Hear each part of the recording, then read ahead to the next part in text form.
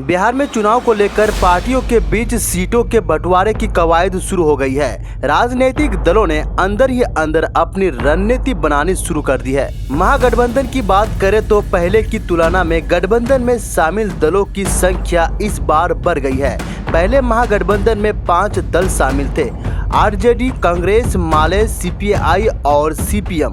लेकिन इस बार मुकेश साहनी की वीआईपी, हेमंत सोरेन की जेएमएम और पशुपति पारस की एलजेपी भी महागठबंधन में शामिल हो गई है। ऐसे में ये कुनबा इस बार बढ़कर 8 दलों का हो गया है। और बात करते हैं 2020 में कांग्रेस ने 70 सीटों पर लड़कर 19 सीटें जीती थी। बिहार में सीटों की संख्या 243 है। जाहिर है अब 8 दलों के बीच इन सीटों का बंटवारा करना होगा। इस लिहाज से सभी दलों को अपनी कुछ न कुछ सीटें कुर्बान करनी पड़ सकती है। कांग्रेस, जो महागठबंधन की दूसरी सबसे बड़ी पार्टी है, पिछली बार उसने 70 सीटों पर चुनाव लड़ा था, लेकिन सिर्फ 19 ही जीत पाई थी।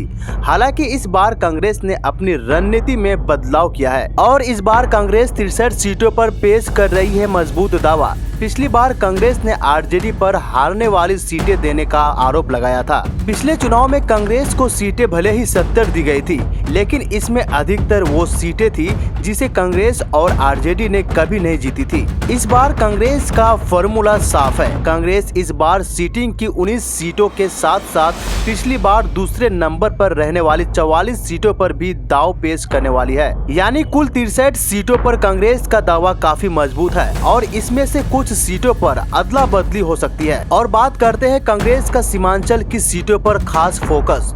वही आरजेडी 2020 में 144 सीटों पर लड़ी थी, जिसमें से 75 सीटों पर जीती थी और 67 सीटों पर वो दूसरे नंबर पर रही थी। गठबंधन में सीटों के बंटवारे के समय सबसे ज्यादा इसी दूसरे नंबर की सीटों में अदला बदली होती थी। गठबंधन में सीटों के बंटवारे के समय सबसे ज्यादा इसी दूसरे नंबर की सीटों में अदला बदली होती है।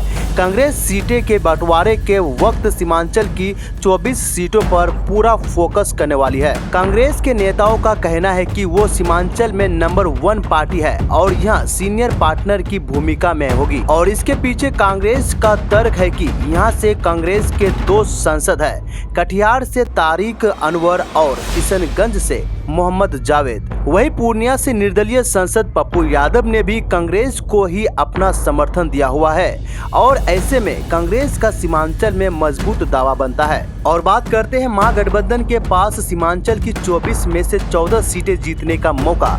अगर 2024 के लोकसभा चुनाव के आंकड़ों को विधानसभा में तब्दील करे तो सीमांचल की 24 सीटें में से महागठबंधन के पास 8 सीटें आएंगी, जिसमें कांग्रेस के पास 6 और आरजेडी के पास 2 सीटें आएगी।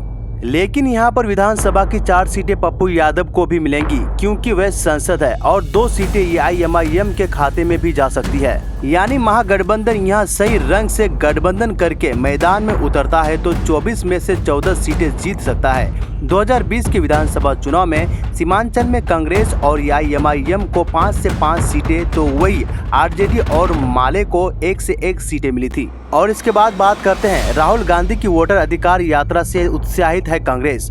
कुल मिलाकर सीमांचल में कांग्रेस का दावा मजबूत है, जिसमें वो पीछे नहीं रहेगी।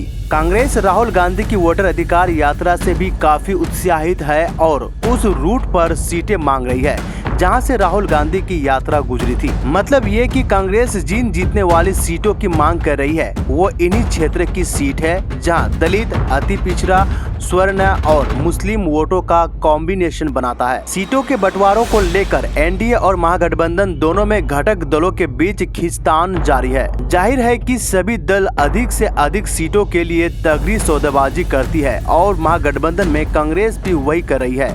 वीडियो इंफॉर्मेटिव लगने पर सब्सक्राइब और शेयर जरूर करें।